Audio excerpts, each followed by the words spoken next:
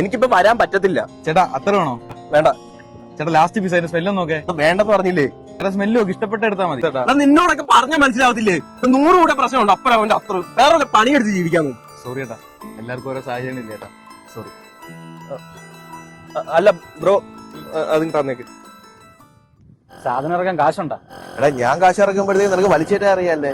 നീ കാശ് ഇറക്കാൻ കൊണ്ട്. ഞാനും കാശിറക്കിയിട്ട് നീ കുറെ വലിച്ചിട്ടുള്ളേ. കാശിന്റെ പേര് ഇപ്പൊ കണക്ക് കുറച്ചിൽ തുടങ്ങിയ. ഇത് കണക്ക് കുറച്ചില്ലൊന്നുമല്ല, ഇത് സെബാന്റെ സാധനം ഇവിടെ എത്തുമ്പോ നമ്മളത് കാശില്ലെങ്കിലേ അവന്റെ വിച്ചാതിപിടി ഇരിക്കും. നീ ഞാനും ഒക്കെ പഴയ ഒരു പരിപാടിയാ. ആ ബാഗൊന്ന് തൂക്കിയാരെ ഉള്ളത് കിട്ടും.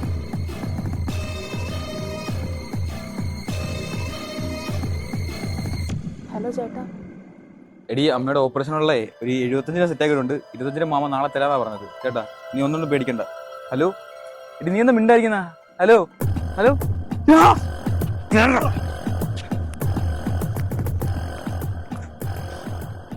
ഓടാ. ഹലോ. അമ്മ പോയി. അത് പറഞ്ഞ ചേട്ടനെ വിളിച്ചത്.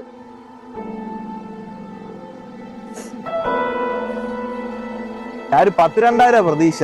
ഇതെന്തായാലും 10,75,000 രൂപയുണ്ട്. സബാന് കൊടുത്തു കഴിഞ്ഞിട്ട് ബാലൻസ് നമ്മളേലും കാണുമല്ലേ. നീ എന്തായാലും ആ സവാനെ വിളിച്ച് ഡീൽ ചെയ്. എന്താടാ? ചേട്ടാ ആ ബാഗ് എടു. ബാഗ് തരാൻ സൗകര്യം ഇല്ലെങ്കിലോ നീ? ഞാൻ ആ ബാഗോട്ടെ പോത്തോളൂ ചേട്ടാ. എന്നാ നീ ഒന്ന് കൊണ്ടുപോയി നോക്കടാ.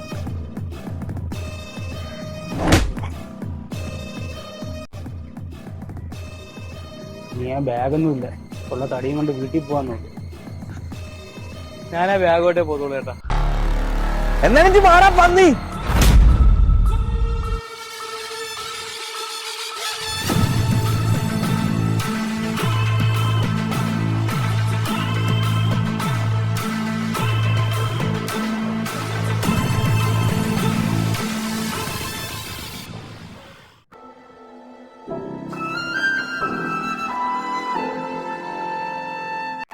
ബാക്കി കൊണ്ടുവരാനാണ് ഇനി എന്തിനാ ഈ ചോറ് കൊണ്ടുപോകുന്നേ? മുഴുവൻ കഴിക്കണമെങ്കിൽ വല്ല രുചിയുള്ള ആഹാരം ഉണ്ടാക്കി തരണം. ഇതെങ്കിലും മുഴുവനും കഴിച്ചിട്ട് കൊണ്ടുവരണേ മക്കളെ. വയ്യാതിട്ട് ഉണ്ടാക്കിയൊക്കെ തരുന്നയാന്നേ. എന്റെ ജീവിതത്തില് രുചിയുള്ള അവസാനത്തെ ഫുഡാ. പൈസയിലൊന്നും അല്ല ചേട്ടാ കാര്യം.